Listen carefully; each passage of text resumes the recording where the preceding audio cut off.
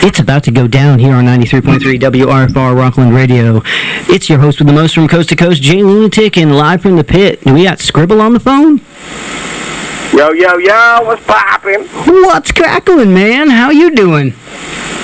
I'm good, man. Just chilling. Probably a little too stoned to be doing a radio interview, but we're right here. Let's go. Hey, you know what? I had the Cottonmouth Kings, several members of the Cottonmouth Kings on here, and even Pakalika showed us how to take a vaporizer hit. So we're friendly with that. Oh, that's dope. Rest in peace, Pocket. Oh, yeah, hell yeah. So, let's get this thing cracking here. When did you, get into music? What, I guess, fired up your soul to say, hey, I want to do that? Well, I think, most artists, were tortured inside. You know what I mean? Yeah. I'd probably say when I got put into the foster care system as a kid, I was really into metal, things like that, the White Zombie, Megadeth, Slayer. Hell yeah. That's what my parents listened to, you know. And then I got put in the foster care system, and eventually I moved to California to live with my grandparents, and that's where I discovered hip-hop. Nice. And, ever since I discovered hip-hop, it just, I don't know what it was, man. I guess it's just, the troubled youth kind of thing that I immediately connected with it. And, I was writing my first rhymes at, 10, 11 years old. That's dope. Yeah.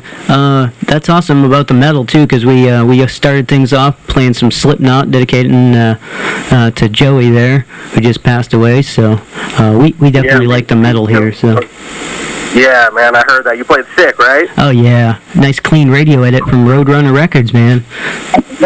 Love those guys. It's so crazy to in 2021 be doing radio edits for things. I know. It's nuts. I get a lot of people going oh, edits. And I'm like, yeah. Radio edits. I think they've gone out of style because no one really does radio too much anymore. But, this is like the last breed, you know what I mean? You guys are like the last breed, the ones still sticking around, the cockroaches. Oh, yeah, definitely. We're just, hiding in the corner, in the dark, creepy corner. Right. Well, now fucking... Oh, sorry. Could you beep that? Oh, yeah. I hit the button. We're good. Again, I'm not used to doing radio. Yeah, definitely. So, definitely, talking about that, so... I guess I should take it back to when I first heard of you. You got signed with Force 5 Records. And that's when I started going oh, who's this Skribbal guy? And then I started listening to some of your music, and I was like, wow, this guy can really spit. So... Well, I appreciate you, man. Yeah. Force 5 Records was a cool thing.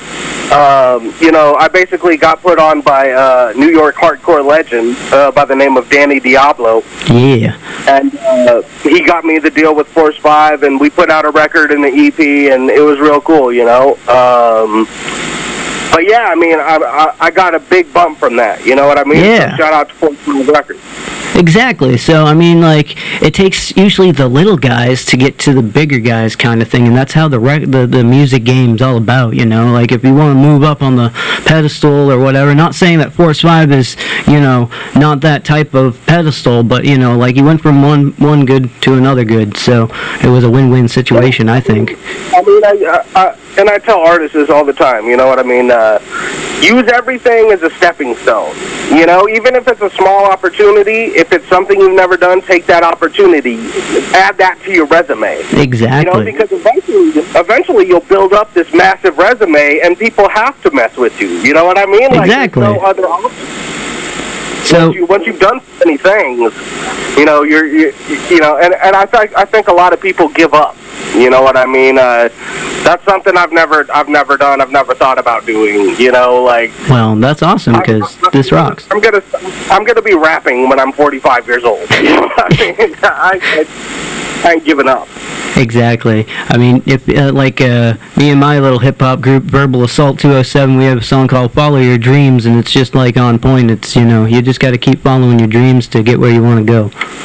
And it's such a corny, overplayed statement, but it's the truth. Just because something's corny and overplayed, don't make it, nonsense. Exactly.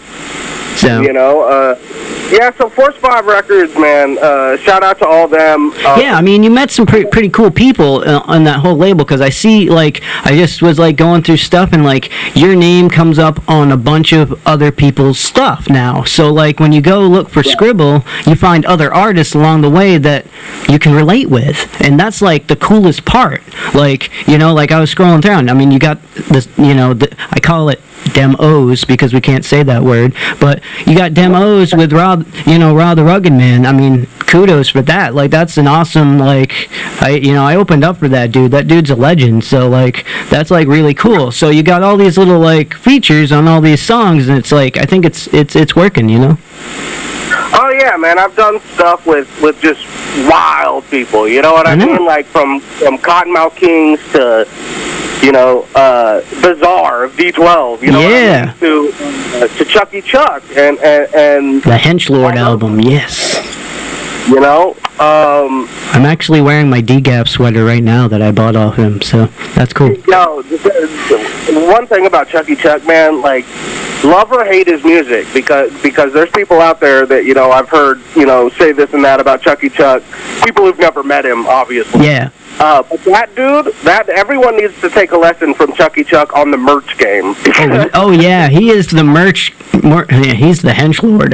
There ain't nothing more to say.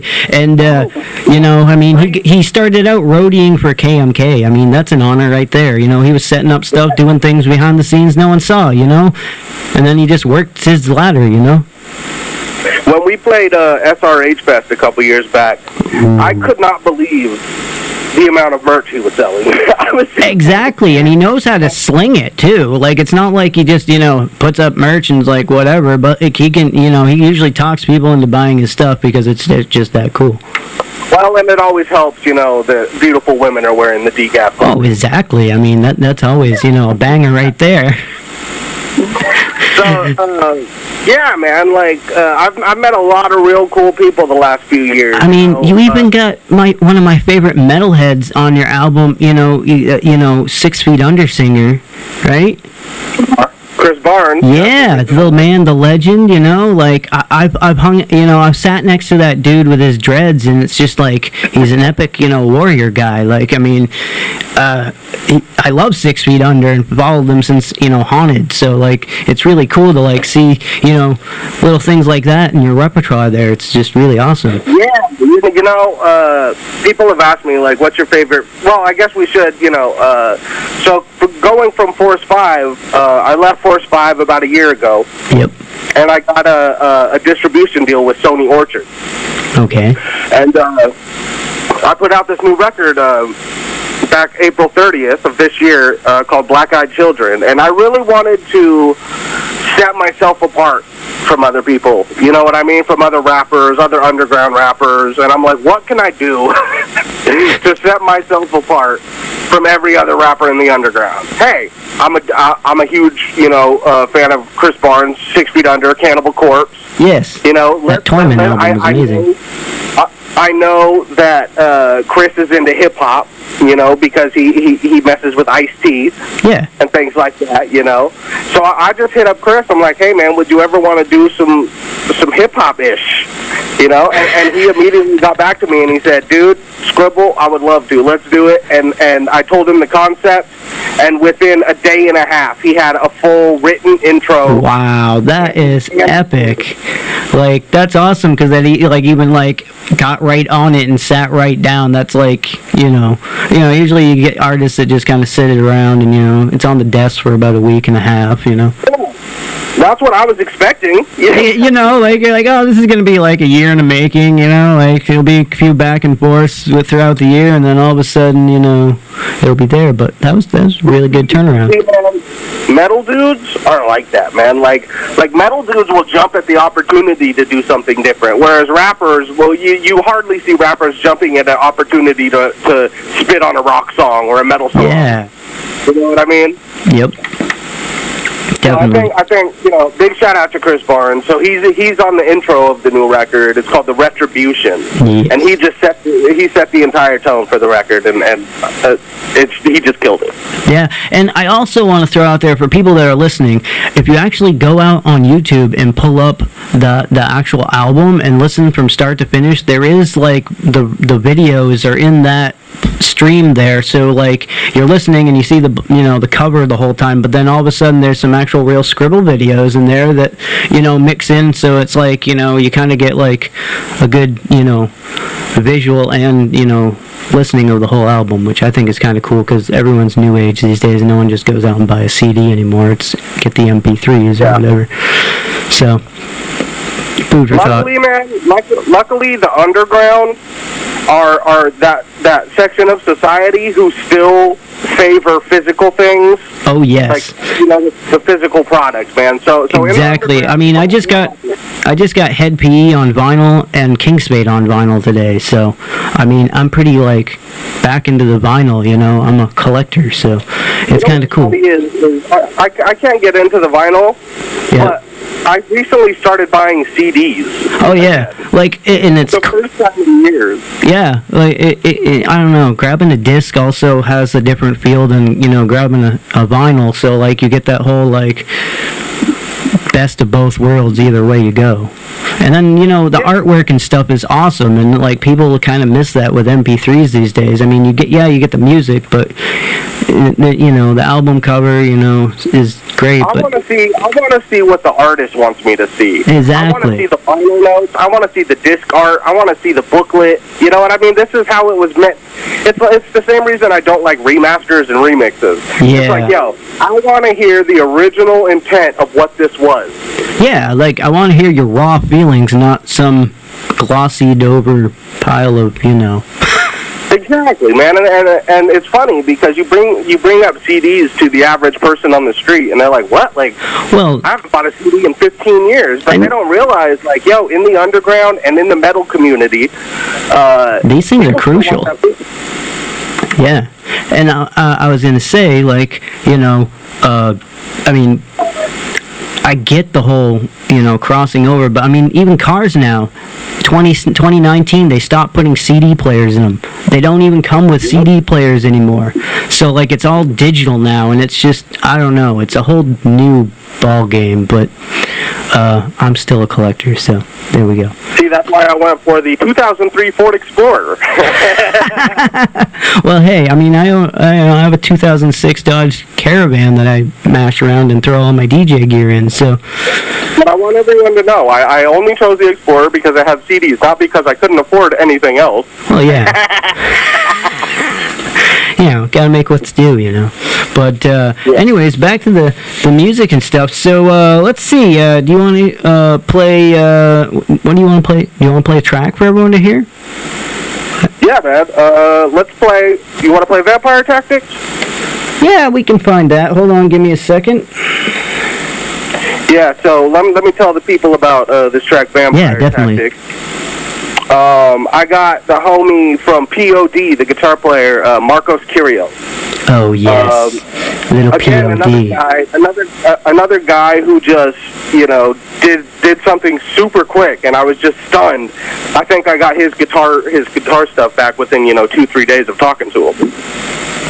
And this song also features some live drums, live guitar, live drums. The whole song is live bass. And playing the bass on the song is the homie Scott, who actually played for Held's band, Love and Death, I believe it's called. Oh, yes, I love that band.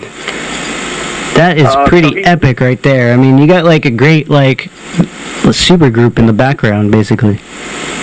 Well, and drums is actually my uncle who filled in for Ray Luzier of Korn and worked with Korn for about 10 years. So this is kind of like, it's the only live track I've ever had on a record with all live instruments, and I love it, man. I couldn't be happier with the way it came out. That's awesome, because also, like, someone coming from, like, that's worked with Ray, like, Ray's a producing drummer. Like, he first started out, just doing drums in the studio. He never toured live until he joined Korn, so, Yeah. Well, you know what my favorite thing about Ray is, other than, you know, he's a good dude. Yep. But my favorite thing about Ray is when he joined Korn, he didn't grow out his hair or do the dreadlock thing or try and change his look. You know what I mean? Like, it's just Ray. That's cool. Yeah, exactly. Like, I mean, and that probably would have looked hilarious. Oh man, talking about hilarious. Have you seen the Fred Durst pictures? Oh yeah, bro. Oh my god. Oh man, some of the memes are like so epic, but like they hit you right in the feels too. Cause like I'm a dude that grew up with like the '90s, you know, Korn, Limp Bizkit, you know, Slipknot, you know, that generation. So like seeing like these memes and stuff, but it's just so epic because I'm just like he pulls it off.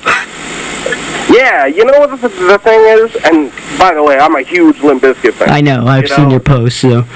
But I've been getting made fun of liking Limp Bizkit. I know, and I don't get it. You know what I mean? So now when I see everyone's like embracing it and the Lollapalooza crowd embracing it, I don't know how to feel. You feel some type of way, right? Those are the exact same elitist people who've been putting me down for liking Limp Bizkit for 15 years. Exactly. But anyways, now he comes out with the dad vibes look, and everyone's like, "Oh yeah, this is cool now." Yeah, bring back the '70s and the retro mustache, and woo. That is the ultimate troll, man. I know, like, he actually, I don't know if he put thought into it or if he just threw it together, but whatever, it works for him, so kudos to that, and we might have to play some Limp Bizkit later, but anyways, right now we're going to play some Skribbal Vampire Tactics, and I'll be right with you in a second here, and hopefully we don't hang you up, but if not, just call back. Alright, hang on, we're going to get this rolling. It's Skribbal Vampire Tactics, featuring Marcos of P.O.D. Dreamers, no dreamers, no dreamers, no dreamers, only fiends and frauds, but just keep it. You're listening to 93.3. That was Skribbal Vampire Tactics. You still there, Skribbal? I'm here. Oh, it worked. Awesome. So, anyways, 93.3 WRFR Rockland Radio, and we're back with Skribbal Vampire Tactics. So that's an awesome, mellow, but awesome, like, song. You know, like, you got different feels on all your songs. Like, it's, like, someone was like, describe Skribbal, and I'm like, it's just Skribbal. Like, you just, you can't really, he's everything in one. Like, that was, like, my whole point with, like, why I was, wanting to interview you, too, because you have that musical background of everything, and it's not just, like, talking about hip-hop all, night. Yeah, man, and actually this, well, first of all, a real MC prides himself on being able to rock any style. You know what I mean? So I've always had that kind of state of mind from probably listening to too many KRS-One interviews. But, yeah, this album, Black Eyed Children, actually started off as a very different thing. It started off as a full-on, like, trap record. Yeah. I was taking all the, and because my whole thing was, the trap music is trash. Yeah. As far as lyrics go. Yeah, like, I noticed that. The beats, though? Yeah, are freaking off the wall. Some of them hit so hard that they knock you the heck over, so... Yeah, but I feel like, everyone's cheating from using the trap beats, you know what I mean? Because you don't really have to say anything dope or have dope lyricism if you just got, like, because everyone's just going to focus on how dope the beat is, and if you're just mumbling some stuff, no one cares. No one cares about, no one's saying Lil Pump and 6ix9ine are great lyricists. They're saying their music is dope because it bumps because of the beat. Yeah. And so this started off as a trap record, but then at the same time, I was feeling like, well, I don't want to, it's so easy for me to write on trap beats. Yeah. I want to challenge myself. So pretty much the whole record is a boom bap record, because when you're rapping over boom bap beats, that's really what's going to test your stamina, test your quality as an MC. What can you do with this beat? You're forced to switch up your flows, whereas trap beats, this is the flow, the whole song. Yeah. You know what I mean? So So I wanted to switch it up. So I actually scrapped the whole first version of Black Eyed Children and really honed in on what I wanted it to be. So it's really a boom bap. So you could have the first, if you ever wanted to, you could have a Black Eyed B mix or something. The deluxe edition? Yeah, like the deluxe, like... I'm weird like that. I come up with weird random ideas, but... Oh, well, I mean, if I release all the trap stuff, it'll be Trap-Eyed Children. Yeah, exactly. The B mixes and remixes of Skribbal, you know? But yeah, man, the album came out great, man. I spent a lot of time on it. I always make the mistake of announcing things too early, so I announced Black Eyed Children like 2.5 years ago, and people were like, "Man, when is this album dropping?" So it finally dropped. Well, you know, you're so excited writing something sometimes. So I mean, it's hard to like hold. You know, it's like I mean, you labeled it Black Eyed Children, but it's like holding one of your child and then presenting it. You know, like you're giving birth to this album, and so you're all pumped up, wanting to like even be like, "Hey, you should be hearing what I'm writing right now," but you really can't. But here we go. Yeah, exactly, bro. And then again, another corny saying, but it rings true. I'm my own worst critic. Yeah, definitely. So I can be totally feeling something, write and record, a few songs, and be like really bumping it, and just like, yo, this is like the best thing I've ever done. Then I'll go back a week later after not listening to them and be like, oh, I need to fix this, I need to fix that, But then I'll send it to a friend, and my homie will be like, yo, what are you talking about? This is a perfect song. But I'll be like, nah, I got to change this part and this flow. And well, you know, I guess that's the whole creativity of it all. But I mean, it works for you. I mean, even if you do that and then you go back and you pick something or tweak something, but then you didn't really touch anything, you know, because, you know, like your friend said, hey, it's cool. After I go back and tweak things, like the minute the album dropped, I was listening to it and I'm like, oh, I should have changed that.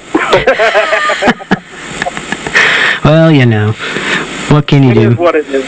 So what do you do like for your like downtime and stuff since this whole crap's been going on? You know, the COVID and crap. COVID and that. Yeah, I mean, have you done shows? Like, I mean, what's been popping over that way for live stuff?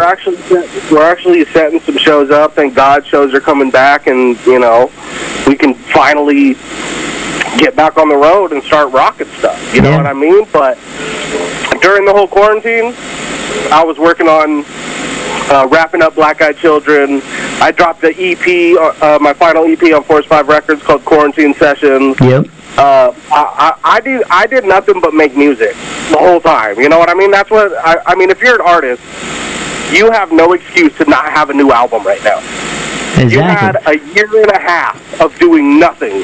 Yeah, you got to have something under your belt. I mean, you know, unless you just don't sit down and actually write anything. I dropped an EP, a full-length album on Sony Orchard, and 3 mixtapes.